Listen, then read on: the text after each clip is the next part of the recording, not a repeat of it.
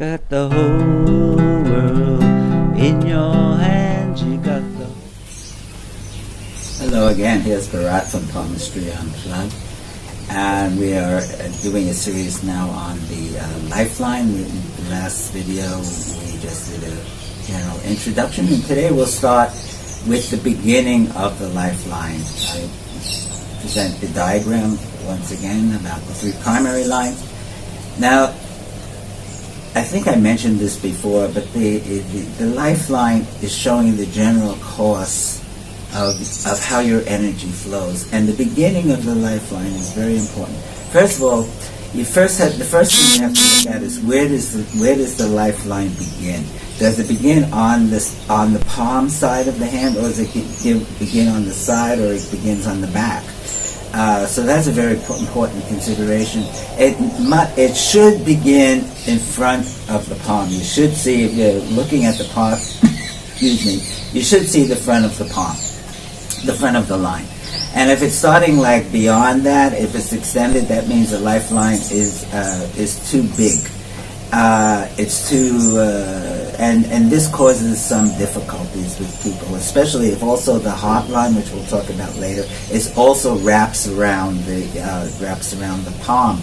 So people that have that, what happens is their channels is too big. Their Lifeline channel is too big. So when they do things in the world, it can overflow very quickly and very easily. So there's a certain intensity that can be there, and people that have them can be very intense, or they can be intense.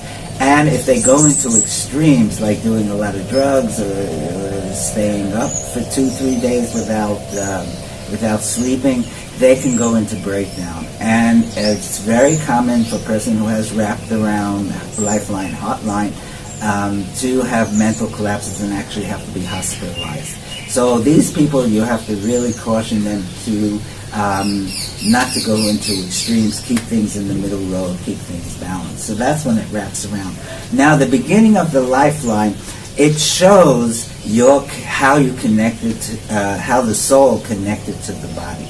So if it's a solid line, and it's straight, not straight, but solid line, it's showing a good connection with the body. As opposed to somebody, you'll see something fuzzy or diffused or something like this. This is showing that the connection with the body was not the best, that you came in for a rough landing. And usually people that have that are usually having issues with the body. They're usually having issues with accepting being on this earth, being in the physical world. They could have issues with that, and they would be more suitable actually to go into the spiritual world or spiritual realms where you're not concerned with the physical body. But these people will have problems. Whereas the person who is good connection, boom, you're ready to go. So that's the beginning of the Lifeline. Now, also, as I mentioned before, sometimes you'll see more than one line beginning the Lifeline, and very often it's 3 lines, and that's I can see it as a trident. And remember that I said to you that you can also see the Lifeline as the ray of creation. This is the energy of your creation, of your incarnation. So when there's 3 lines there forming your Lifeline, we're talking about 3 rays of creation that have come together to form your incarnation. Now, I see this, often enough with people, and it's called the mark of Shiva. And mostly it's at the beginning of the Lifeline. Sometimes I've seen it at the end of the Lifeline, and that's unusual. And this means the person who has it, who possesses that, first of all, they have a special connection with Shiva, as one of the Hindu gods, who is forming part of a trinity between Vishnu, the preserver, and Brahman, the creator, and Shiva is the destroyer. So this is how life and death, creation, perseverance, and then destruction, boom, This is our life cycle. So Shiva is considered the god of destruction. But in full consciousness, that's what Shiva is. He is actually full consciousness. So when you're there in your full power, all your centers are open and so forth and so forth, this is Shiva, full consciousness, full awake consciousness. So somebody who has the mark of Shiva has this connection with Shiva, and most likely has had past lives in India. Why else would you have the mark of Shiva? And what thing about this is, though, there's a special incarnation. The reason they're here is unknown. It's a mystery. That person might think, oh, yeah, I'm here to do this, I'm here to do that. But actually, it's a mystery. What the gods got together and formed the incarnation.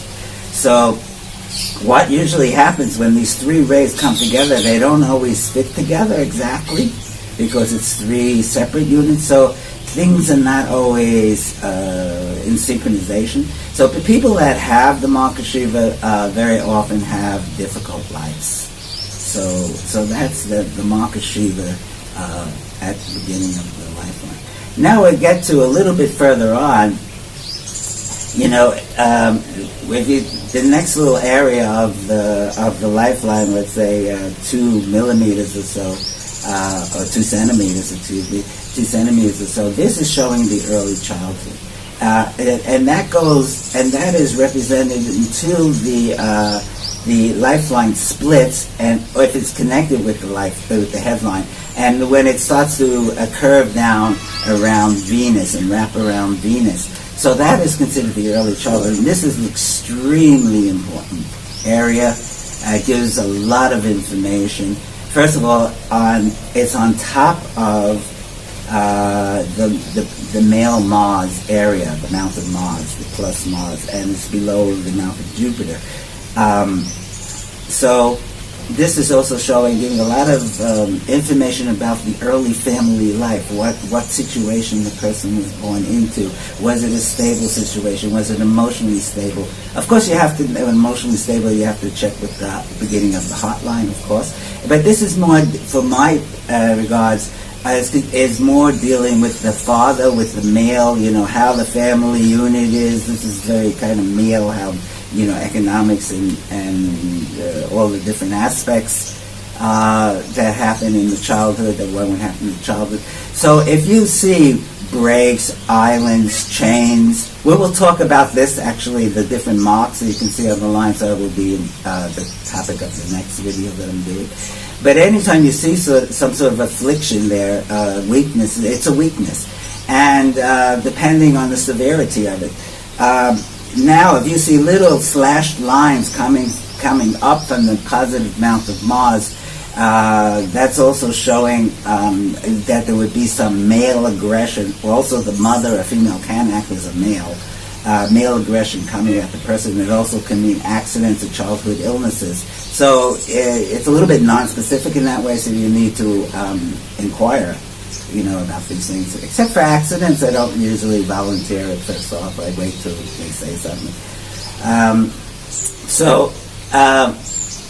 That will show the relationship with the father. So, for example, if the which you'll see in the diagrams, I imagine I have that line diagram. If you see it chained and waved or weaved like this together, the lines like that, you get that. That is showing what I would say like a 90-95% probability that either one parent was dead, or they were an orphan, or both parents are dead, or the one parent leaves early, or there's a divorce, etc., etc.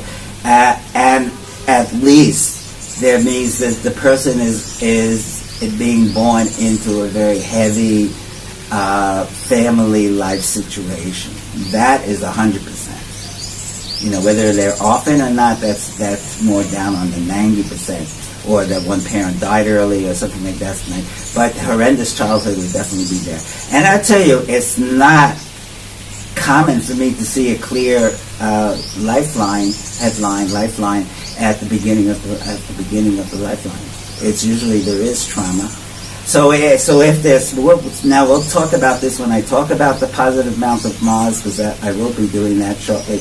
But that will show if those marks are coming in, it would show that the relationship with the father would have some issues, aggression issues, and power issues. Because what the father does, mostly for the women, and I guess for the men as well, it gives a relationship with power. And if the relationship with the father isn't right, then there's not a relationship with power. So also the bottom line of this, because I think I'm going on too long here now, is what if the person is born into a life situation, when you see the beginning of the lifeline is afflicted, then the most common issue that's going to come up for the person is trust. If the person doesn't have a steady base ground to stand on, either emotionally, psychologically, economically, or spiritually, they're going to have trust issues, usually with the opposite sex, but with life. But very often it manifests in their relationships with the opposite sex, or with whatever sex they have preference for, I guess. So we will be talking about that more when I do talk about the mount of Mars, okay? So, but the trust issue is very important, and also, this is, I have to put this in, this is a time, a part of the palm, or the area of the palm, where I believe what the palm tells me rather than what the person tells me. If I see a person has horrendous childhood lines, and they tell me they had a wonderful childhood, I just don't believe them. Because also, when you're 3 years old, you don't really know what's going on. You're just accepting what is most of the time. And people tend to repress the bad things, and so they only remember the good points.